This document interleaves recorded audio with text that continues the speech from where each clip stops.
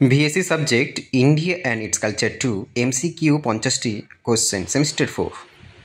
Hello বন্ধুরা, আবারও নিয়ে চলে এসেছি ইউনিভার্সিটি অফ গৌড়বঙ্গর অধীনে যে সকল স্টুডেন্ট সমস্ত কলেজ যারা পড়াশোনা করছো ইউনিভার্সিটি অফ গৌড়বঙ্গর অধীনে এবং যারা আগামীতে subject VSC paper India and its culture 2 semester 4 exam দিতে চলেছ, তাদের পরিকল্পনায় মাথায় রেখে আমি 50টির মতো এমসিকিউ টাইপ কোশ্চেন কিন্তু বাছাইকৃতভাবে নিয়ে চলে এসেছি।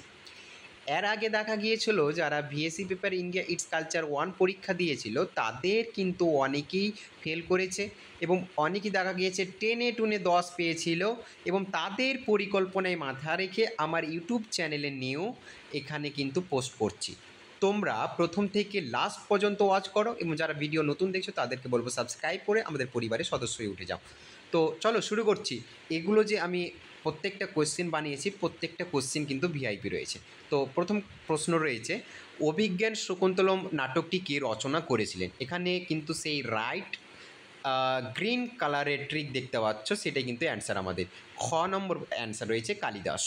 2 নম্বর প্রশ্ন রয়েছে, গুপ্ত যুগে চিত্রকলার বিখ্যাত কেন্দ্র কোনটি? সেটা হচ্ছে অজন্তা। তৃতীয় প্রশ্ন হচ্ছে, গুপ্ত যুগে জ্যোতির্বিদ্যার সঙ্গে জড়িত ছিলেন, সেটা হচ্ছে বরাহমিহির।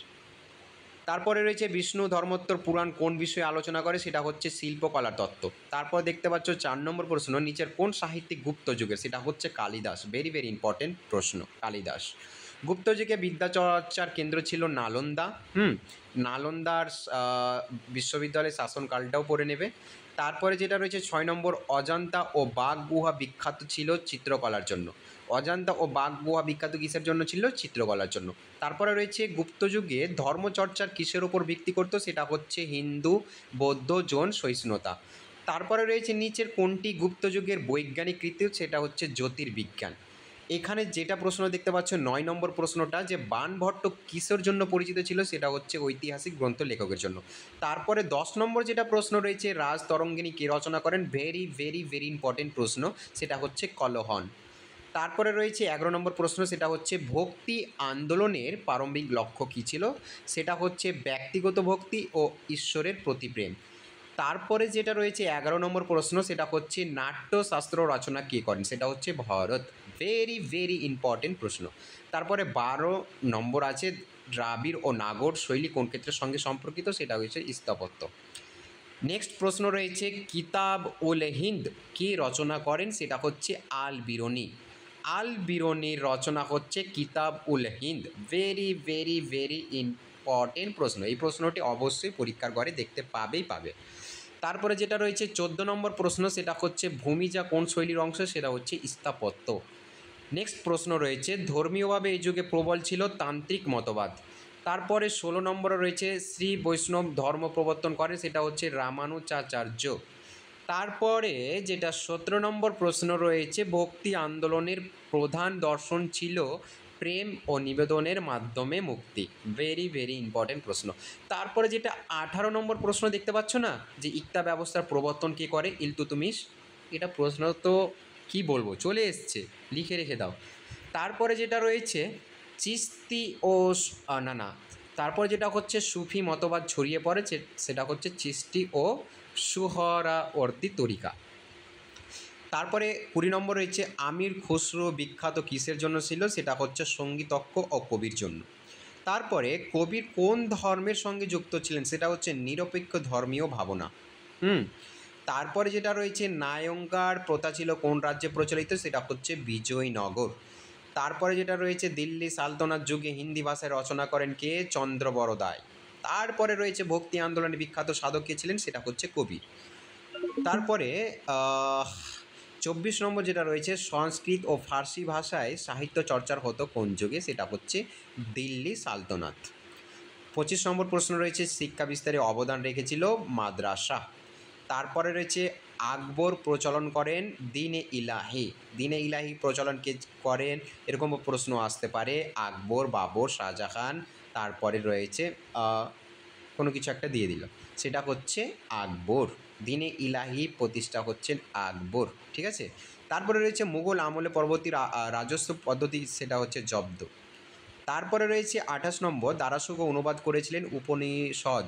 তারপরে ঘল চিত্রকলার বৈশিষ্ট্য হচ্ছে বাস্তবধর্মী ও পার্সি প্রভাব। তারপরে 30 নম্বর রয়েছে নবরত্ন কার সবাই ছিলেন, সেটা হচ্ছে আকবর। তানসেন ছিলেন গায়ক। তারপরে প্রশ্ন রয়েছে মানস মানসবদারি ব্যবস্থা ছিল সামরিক ও বেতন ভিত্তিক।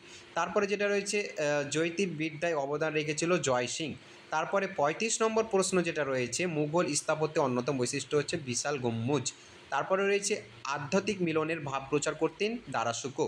তারপরে 37 নম্বর থেকে যেগুলো প্রশ্ন রয়েছে একদম ভেরি ভেরি ইম্পর্টেন্ট প্রশ্ন, যেমন তোমাদের শিফট 1 এবং শিফট 2 যেমন পরীক্ষা হয়ে থাকে ইউনিভার্সিটি বা গৌরবঙ্গে সমস্ত কলেজে, কাউরের 11টা থেকে শুরু হয়, কাউরের 1টা থেকে শুরু হয়। তো তোমাদেরকে বলবো এই প্রশ্নগুলো কিন্তু দেখবে প্রত্যেক শিফটে কিন্তু একই ধরনের প্রশ্ন দিতে পারে। সেটা হচ্ছে রাজা রামমোহন রায় প্রতিষ্ঠা করেছেন, সেটা হচ্ছে ব্রাহ্ম সমাজ। ব্রাহ্ম সমাজের প্রতিষ্ঠা ছিলেন রাজা রামমোহন রায়। তারপরে রয়েছে উইলিয়াম জোন্স প্রতিষ্ঠা করেন এশিয়াটিক সোসাইটি। তারপরে রয়েছে ঈশ্বরচন্দ্র বিদ্যাসাগর প্রচার করেছিলেন নারী শিক্ষায়। এইগুলো প্রশ্ন একদম ভেরি ভেরি ইম্পর্টেন্ট প্রশ্ন, তাই তোমাদের লাস্টে দিলাম, কারণ লাস্ট কিন্তু তোমরা ওয়াচ বেশি করো, ওই জন্য লাস্টটাই তোমাদের প্রশ্নগুলো তুলে ধরলাম। তারপরে যেটা রয়েছে বাংলা উপন্যাস আনন্দমঠ কার লেখা, সেটা হচ্ছে বঙ্কিমচন্দ্র। তারপরে 41 নম্বর যেটা রয়েছে উর্দু কবি যিনি শিক্ষা রচনা করে, সেটা হচ্ছে ইকবাল। তারপরে হিন্দি সাহিত্যের জনক বলা হয় ভরতেন্দ্র হরিশ্চন্দ্র। তারপরে নারী শিক্ষায় অগ্রণী ভূমিকা রেখেছিলেন ভগিনী নিবেদিতা। তারপরে শিখ সংসারের নেতা ছিলেন, সেটা হচ্ছে শিখ সভা আন্দোলন নেতৃবৃন্দ। তারপরে আহমদ খানের সংসার আন্দোলন ছিলেন আলিগড় আন্দোলন। এটা কি একটা টাইপিং মিস্টেক হয়েছে, আমি এখন বুঝতে পারছি না, তাও তো তোমাদেরকে বললাম, এটা দেখবেন আলিগড় আন্দোলন। তারপরে 46 নম্বর রয়েছে আধুনিক যুগে ধর্মীয় সহিষ্ণুতা প্রচার করে, সেটা হচ্ছে রবীন্দ্রনাথ ঠাকুর। তারপরে যেটা রয়েছে ভারতের নেপোলিয়ন নামে পরিচিত, সেটা হচ্ছে সমুদ্রগুপ্ত। তারপরে পানিপথের প্রথম যুদ্ধ হয়েছিল 1526 খ্রিস্টাব্দে। এবার কয়েকটি প্রশ্ন তোমাদের কিন্তু নিচে দেওয়া হয়েছে, সেগুলোর এমসিকিউর অ্যান্সার করার নেই, তোমাদেরকে বলবো সেগুলো কমেন্ট বক্সে অ্যান্সারগুলো দিবেন। যারা কমেন্ট বক্সে অ্যান্সারগুলো দিবেন তাদের কিন্তু এই পিডিএফ পৌঁছে যাবে। পলাশী যুদ্ধ কবে হয়েছিল, ফোর্ট উইলিয়াম কলেজ প্রতিষ্ঠাতা কে ছিলেন, সিপাহী বিদ্রোহ কবে হয়েছিল, এবং ভারতের জাতীয় কংগ্রেস গঠন কবে হয়েছিল। এইগুলো প্রশ্নের অ্যান্সার দাও চটচট করে, আর পিডিএফটা চটচট করে নিয়ে নাও।